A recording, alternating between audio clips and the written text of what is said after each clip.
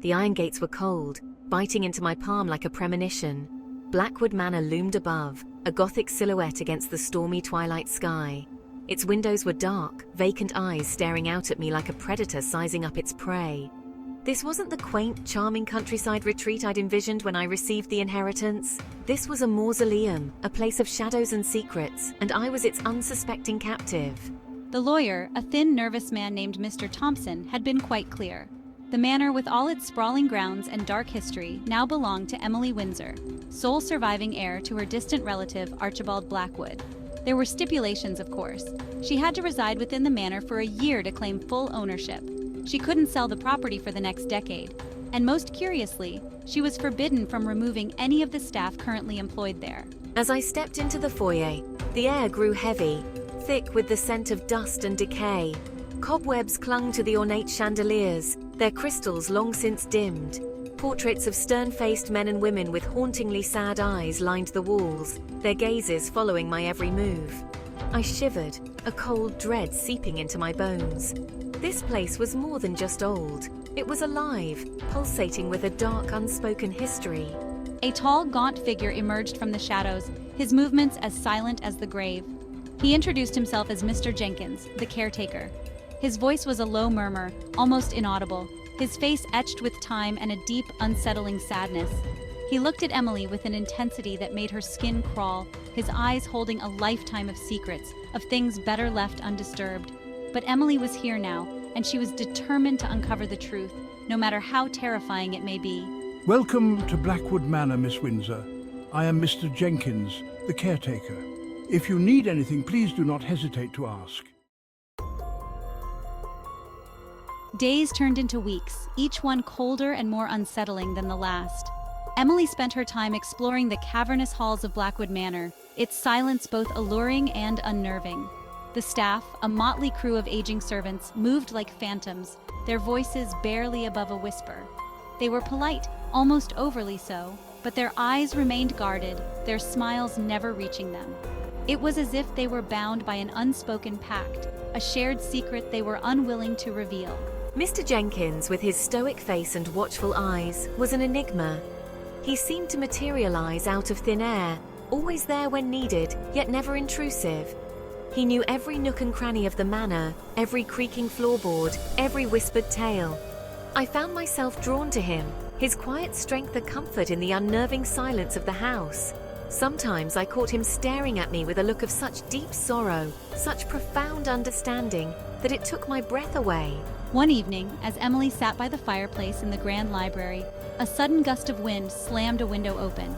The flames flickered wildly, casting dancing shadows that whispered against the walls. A chill ran down her spine as she heard a voice, faint and ethereal, calling her name. It seemed to come from everywhere and nowhere at once, a haunting melody that sent shivers down her spine. Heart pounding, I followed the sound, my hand trailing along the cold, dusty bookshelves.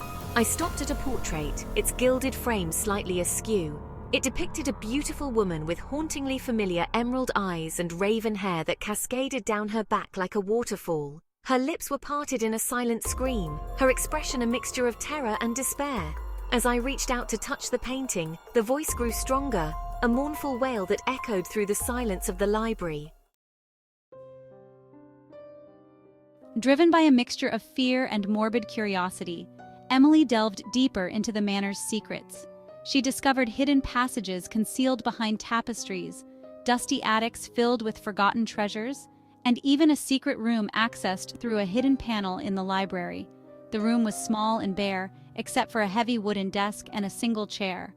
The air was thick with the scent of stale ink and something else, something metallic and faintly sweet. On the desk, I found a leather-bound journal, its pages filled with spidery handwriting.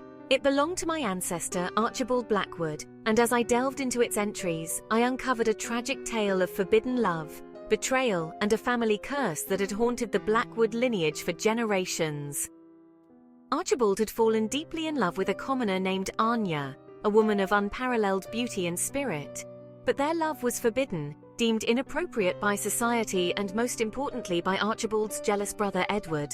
Edward, consumed by envy and greed, had made a dark pact to ensure his brother's downfall, unleashing a curse that would forever taint the Blackwood name. As Emily read further, a sense of dread washed over her. The curse, it seemed, was not just a story. It was a living, breathing entity, its presence woven into the very fabric of Blackwood Manor. It fed on the sorrow and despair of the Blackwood descendants, growing stronger with each passing generation. And now, Emily realized with a chilling certainty, she was the last of her line, the final pawn in this twisted game of fate. The ghostly encounters grew more frequent, more intense. Objects moved on their own, doors slammed shut with bone-jarring finality, and whispers followed Emily through the empty halls. But the most unsettling of all was the apparition of a woman in a flowing gray gown. Her face, shrouded in shadow, held an aura of unspeakable sadness. Her eyes, when they met Emily's, seemed to burn with a cold, spectral fire. I saw her everywhere. A fleeting glimpse in a darkened hallway, a whisper of movement in the corner of my eye, a chill down my spine that left me breathless and terrified. The staff, though tight-lipped as ever, seemed to acknowledge the presence of the lady in gray with a knowing glance, a subtle nod of understanding. They knew her story, Emily realized, just as they knew all the dark secrets that Blackwood Manor held within its walls. One night, driven to the edge by fear and frustration, I confronted Mr. Jenkins. I demanded answers, demanding to know the truth about the lady in grey, about the curse, about the secrets that haunted Blackwood Manor. Mr. Jenkins listened patiently, his face etched with a familiar sadness.